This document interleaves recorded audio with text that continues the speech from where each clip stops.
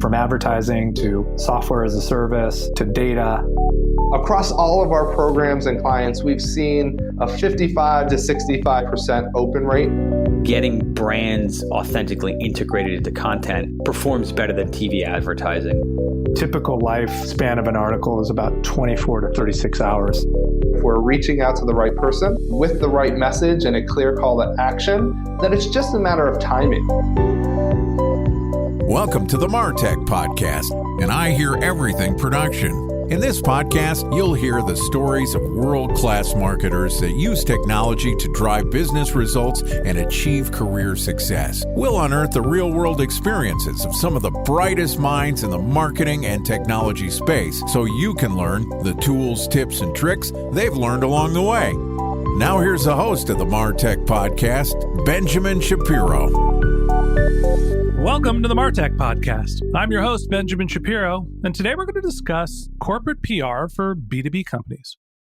Joining us is Lindsey Groepper, who is the president of BLASTmedia, which is the only PR agency in the U.S. dedicated to B2B SaaS. BLASTmedia understands the unique challenges associated with scaling a SaaS business and uses media coverage and thought leadership to impact the four primary pillars: investors, employees, partners, and of course, customers. Yesterday, Lindsay and I talked about the keys to cracking the modern corporate narrative. And today we're going to continue the conversation talking about the future of PR measurement for B2B companies. All right, here's the second part of my conversation with Lindsey Groepper, the president of BLASTmedia. Lindsay, welcome back to the MarTech Podcast. Hey, Benjamin. Thanks for having me back a second time. Excited to have you back on the show and continue our conversation. Yesterday, we talked about this new corporate narrative. Millennials are the usual buyer now. They like to do their own research, self-select. They're inundated with information. So the way to differentiate and get your brand to stand out is by being human, sharing the story, highlighting the people in your organization, and then syndicating your content to multiple different channels. You take your podcast, you put it on YouTube, you get your shorts, you throw them on LinkedIn, you put them on other social channels, you turn it into a blog post. Now all of a sudden you have this great content syndication strategy. And the problem that we were getting to at the end of yesterday's conversation was, great, but the marketing world wants to think about attribution, wants to think about measurement. How do you think B2B companies specifically should be measuring things like PR and their content strategy to make sure that they're making the most of their marketing investments? Ben, here's the good news. And for you listeners, you're going to be so excited. I have cracked the code on measuring brand. Do tell. Stop trying to measure brand. Okay. That's it. That's how you do it. No, I literally have talked to so many people, so many CMOs and brand marketers about this, because we all of marketers know that there is, call it 30% of your budget that you spend on brand that you cannot attribute to any direct ROI, but you know that if you cut it, everything else suffers. We all know this, yet we keep getting held to the standard of measuring it. You run a PR agency and you're on a marketing podcast. So, excuse my language. No shit, you know this. But the problem is that other people that are probably not marketers, probably senior executives who are like, well, why should I give marketing more money? All they're doing is throwing it into a bucket that I don't know if it returns anything. The entire world is not a marketing believer. It's why our jobs are so hard, Benjamin. It's why. Because you're right. C-suite, board, they don't get it. And quite honestly, I don't think they ever will. So we have to do our best to draw the lines between brand spend and ROI and demand. So when it comes to PR, we've been running our agency for almost 20 years. And this question, it never goes away. And we have to answer it all the time, right? Yeah. Lindsay, I'm hiring BLASTmedia. How do I know if your work works? Sure. And what does work mean? What is good? What does that mean? What I can tell you is that how we measured PR 20 years ago has evolved, and it should, and there's no excuse for it to not. And we specifically at our agency deal with all software marketers, and they have a very high expectation on how measurement is delivered, reported on, transparency, automated, all of that. So we've invested heavily in software to help do that and sort of match those expectations. But from a PR standpoint, we recently surveyed 200 B2B marketers on how they measure brand spend. Not a single one said the same answer. No, absolutely not. The most common answer was it's really hard to measure. Okay. I stand by my original answer. But there were the traditional things like quality of media coverage or quality of placements. It was increase in share of voice. But the number one answer was web traffic. And then it had sort of referral traffic, lead gen, etc. So even though we've evolved and there's so many different software to invest in the MarTech stack, how brand is measured is still pretty nebulous. Now, that being said, I can speak to it from a PR standpoint. So what did we used to measure? Impressions, like how much coverage did we get and what's the average number of impressions, sort of full stop. That is definitely archaic and is not and should not be a measure of is this program successful? Because more doesn't equal better. You may skyrocket in terms of share of voice, how much being talked about in the press for something negative, and more noise doesn't necessarily mean a better program. So all PR is not good PR. Correct. So what we like to do is figure out, if you're the CMO, Benjamin, I will say, how are you being measured?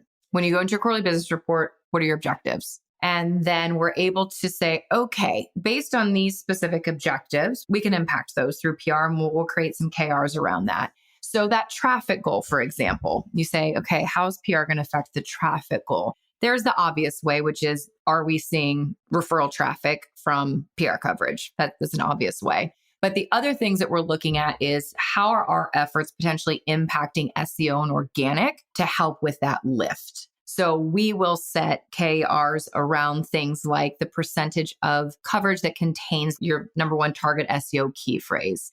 Does the coverage contain a backlink to desired landing pages? What's the average domain authority or strength of site that we're securing coverage on? All of these things sort of filter up to web traffic so that when you go into your quarterly business report and you say, here's all my objectives, here's all the levers I pulled to reach them, PR is one of those levers. And while you can't definitively say, well, but PR drove X to here, you at least have it as part of the strategy that helped reach that objective versus what usually happens, Benjamin, is they say, here's my objectives, here are all things I did reach. And that's like, oh yeah, and look, we got coverage from our PR agency. That's not helping anyone. So that's first and foremost is creating specific key results that are tied to the actual marketing org's objectives versus our own PR objectives. I think this is a recent revelation to me where we think about demand capture as marketing. How many people that wanted to buy my products or services were I able to get to my marketing assets and convert them to pipeline and then to revenue and hopefully to profit? And there is another 50% of the puzzle, which is demand creation. And they are unfortunately, totally different metric set. How much exposure, awareness, what's the affinity, how many people am I reaching? Like how many people did I make aware of the brand in a positive light to the point where if they were in market and wanted to, they then knew who I was, what I did, and where they could find me. Because without that, demand capture doesn't really matter. Now, the problem is when you do your demand creation, you probably have to wait 3 to 6 months before it shows up in the demand capture bucket. And your CEO and your board wants that to be in a matter of seconds. So how do you rationalize that? What's the future here when we're measuring PR? I'm sure you are running into this problem every day. I know I run into it. Why should I create a podcast? Well, I think it's probably good for you long term. Seems logical having a bunch of content that humanizes your brand out in the ether. Well, how do I measure whether that's working? How do I rationalize the investment? Preach. So you're right. Certainly investing in brand is a long drive. It's not a short putt. So there are still some tried and true methods on brand awareness surveys you do at the beginning, middle, end of the year. But something that we have evolved in our agency is aligning our PR efforts with sales teams' efforts and sort of ABM programs, because this can be something that is really sticky. And in the short term, you talk about a board, you talk about CEO who doesn't necessarily understand the brand part. when they hear, and I'll explain it, that PR is helping create direct touch points with target accounts, it's like, well, I'm going to give that some time then, right? It's like all of a sudden you introduce target accounts and how it's affecting target accounts. And it's like, okay, let's let that play out. Versus we're actually going to bring life to our brand. It's like, well, that seems like a dumbass idea. That's some marketing bullshit right there. We're already pitching spokespeople. One of the potential outputs of that is a request for contributed content, byline article, op-ed, etc. So what we started to do with our clients is we request a call with the head of sales to get in our possession a target account list. You might have a full-blown ABM program, invest in platforms and all that, but at the bare minimum, our clients have a target account list. So let's say you are targeting large retailers and you give us 50 retailers. And one of them is Nordstrom. You're trying to get in with maybe your MarTech solution. You're selling to the CMO of Nordstrom. They're on your target list. What we do then is we research what's Nordstrom doing that's interesting. What have they said? What programs have they implemented as it relates to their marketing program or their e-com? Have they made investments? Did they recently, whatever the case is. And then secondarily, is their CMO out there publicly as a thought leader? So what happens then is we get a request for bylined article. And if maybe it's from the CEO of our client. And what happens is in that we write something like, we're really excited about the innovation that's happening in the retail space. For example, Nordstrom just announced their XYZ and their CMO believes that insert whatever he or she said. We couldn't agree more. We're super aligned on the future of the space, whatever. So that runs. And all of a sudden that person or the brand, there's a Google alert that gets to them. You can share on LinkedIn, tagging that account, tagging the CMO if they were involved. And then we can write a sales enablement email, shoot it to the BDR responsible for the Nordstrom account. And through our efforts that we're already doing, we're creating touch points with prospects. That makes PR a lot stickier when it comes to that board or that CEO discussion. And they tend to say, let's give that some time. I like that. So that is a way that we've evolved in a way to help connect brand and demand a bit in having those two worlds work together. I sing a very similar song when it comes to why should someone do a podcast? Well, you can build an audience. People are going to listen to you. You're going to humanize your brand. How about we get some of the people that you're trying to reach, some of the unreachable prospects that you can never get in touch with, build world-class media property, and then invite them to be a guest speaker. Well, okay, now all of a sudden I could see a connection to sales. So PR measurement, we're talking about ABM strategies as well. Are there other ways that you're trying to be more lead gen, direct response focused with your, let's call it brand marketing efforts? Yeah, the other way is, and this is actually less on lead gen, it is more customer expansion. We have clients, for example, who have a land and expand sales model. They start working with one department and then eventually they look to move to another department and end up working within the whole org. But we've been able to help them sort of break into those other departments through a similar ABM strategy where we are looking at who are those department heads who have no awareness of the company or the product, even though their counterparts are using it. So we have some customer expansion programs that we can run as well. But, at the end of the day, PR is still going to be brand. It's bucketed into a brand spend, but that doesn't mean that we can stay complacent as PR professionals to say, well, it's just a brand spend and we're just going to measure impressions and general share of voice like we've always done. In-house marketers demand more than that. And so do the boards and so do the C-suite. So we just have to make sure that on the PR side, we're consistently innovating and we're trying new things. When we first started talking about this ABM, like we had all these grandiose ideas of how it was going to go. And in theory, it sounds awesome. In practice, there's changes that we have to make along the way. And the interesting thing too, Benjamin, is that we sometimes get stonewalled within the comms department of our clients because we'll say, hey, what we want to do, can you put us in touch with your sales leader? We want to, help with target accounts. And it's just sort of like, hey, just stay in your lane. We're in comms, like we're doing PR. And so that's been a challenge and sort of a surprising one too. It's like, no, we're trying to make your job easier to help talk about the spend and what the spend is doing is impacting the business. But that's been something that was been surprising for us as well, is there's like confusion on why are you trying to jump into that sandbox like we play in this one. I run into a similar problem. We can retarget people that listen to podcasts. And we often are saying, hey, you've got this podcast. It lives in your brand bucket. We can do some ABM targeting. Why don't we tie into some of your demand gen efforts? If you've got a PPC program, we'll build an audience for you. And most of the time brands are like, yeah, we don't want to test this audience that we've built. All these people that have been listening to our content, let's not put ads in front of them. That'll never work. And it's just people are rigid in their, I guess, segmentation of the purpose of marketing channels. And the reality is that if done right, they can all be interconnected and they can all support each other. Right. They should. So it's just interesting because we all agree, right? It's like brands, man, we got to get them together. And then sometimes it's like, okay, well, here's a way. It's like, wow. But the PR folks are right-brained and we're left-brained over here. Yeah. So let's just not get together and sit down and figure a way to work with each other. At the end of the day, there is basically a marketing stereotype when it comes to brand marketing activities that you and I are both running into. We're both working in channels, you on the PR side doing more earned media and me building podcasts doing more owned, but they're not performance marketing channels. So what is the secret sauce to try to break down those barriers and build up some connections across the different disciplines? It's being very resolute in your recommendations. That example I gave of being stonewalled a bit is continuing to ask and to start small.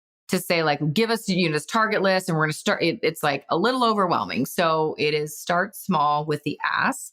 And then 2 is making sure that you're having the right conversations up front. This is something that we've learned is in our onboarding process, is sort of changing the vernacular and what our expectations are. Because now we require a conversation. Of course, we're, our primary contacts and if it's the CMO, but if our contact's not the CMO, the CEO, head of sales, and head of customer success. Because we need departmentally to understand what their needs are and how not only we can support them, but how they can help support our efforts. Because what we create, like our output, should be used as a marketing asset, just like any other asset that's created internally. And we often find that it's not. So if we earn a killer piece of press coverage, it just dies on the vine. Like we realize it's not being shared on LinkedIn. Sales team isn't leveraging it. It's not getting put in front of customers. It's the thing, and then the thing goes away. So having those conversations up front to ensure that everyone understands what we're doing, number 1, and how we can support them, number 2, up front at the beginning of the relationship. Because trying to do it like once you're in there is when we run into some challenges. My takeaway from the conversation is maybe we buried the headline here. Maybe brand marketing is still hard to track. There are ways that you can do things that are beneficial for your business that don't fit into your direct attribution, your triple M model. However you're thinking about tracking your demand capture, your demand creation is the pie tin. It's how big of a pie are you going to create? Now, you're putting all of your ingredients inside, you put it in the oven, you pull it out, and you can cut it and segment it however you want. But if you don't have the right size container, then you're never going to be able to feed your whole family. Maybe it's a long metaphor, but at the end of the day, when it comes down to thinking about your investment in non-trackable channels, just because you can't track it doesn't mean it won't help you win. And that wraps up this episode of the MarTech Podcast. Thanks for listening to my conversation with Lindsey Groepper, the president of BLASTmedia. If you'd like to hear more from Lindsay, you could find a link to her LinkedIn profile in our show notes. You can contact her on Twitter. Her handle is Lindsey Groepper. That's LINDSEYGROEPPER. Or you could visit her company's website, which is blastmedia.com. Just one more link in our show notes I'd like to tell you about. If you didn't have a chance to take notes while you were listening to this podcast, head over to martechpod.com, where we have summaries of all of our episodes and contact information for our guests. You can also subscribe to our weekly newsletter, and you can even apply to be the next guest speaker on the MarTech Podcast. Of course, you can always reach out on social media. Our handle is MarTechPod, MarTechPod, on Twitter, Instagram, and Facebook, or you can contact me directly on LinkedIn. My handle is Ben J. Shap, BenJShap. And if you haven't subscribed yet and you want a daily stream of marketing and technology knowledge in your podcast feed, we're going to publish an episode every day this year. So hit the subscribe button in your podcast app, and we'll be back in your feed tomorrow morning. All right, that's it for today. But until next time, my advice is to just focus on keeping your customers happy.